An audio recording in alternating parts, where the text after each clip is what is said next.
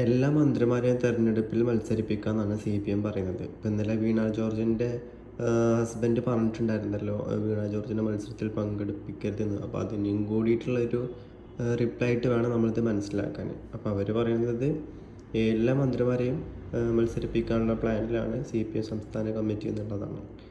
അപ്പോൾ ഇതിനെക്കുറിച്ചിട്ട് മുൻപ് ഒരുപാട് അഭിപ്രായം കോൺഗ്രസും മറ്റു പാർട്ടികളൊക്കെ പറഞ്ഞിട്ടുണ്ടായിരുന്നു. ഏതായാലും അതിനൊരു ക്ലാരിറ്റി വന്നു എന്ന് വേണമെങ്കിൽ നമുക്ക് വിചാരിക്കാം അതിലൂടെ. ഓക്കെ, ഇപ്പോൾ ഇലക്ഷൻ വരാൻ പോവുകയാണ്. അപ്പോൾ എല്ലാ പാർട്ടിക്കാരും മറ്റു പാർട്ടിക്കാരെ കുറിച്ചിട്ട് സ്ഥിരം പറയുന്ന കുറേ കമൻസും കാര്യങ്ങളുണ്ടാവും. പക്ഷേ ആ സമയത്ത് ഇതേപോലെ ഇപ്പോൾ CPM ചെയ്ത പോലെ ഒരു ക്ലാരിറ്റി, ഒരു നിലപാടെടുക്കുന്നതാണ് ഏറ്റവും ബെസ്റ്റ് എന്നാണ് എനിക്ക് തോന്നിയിട്ടുള്ളത്.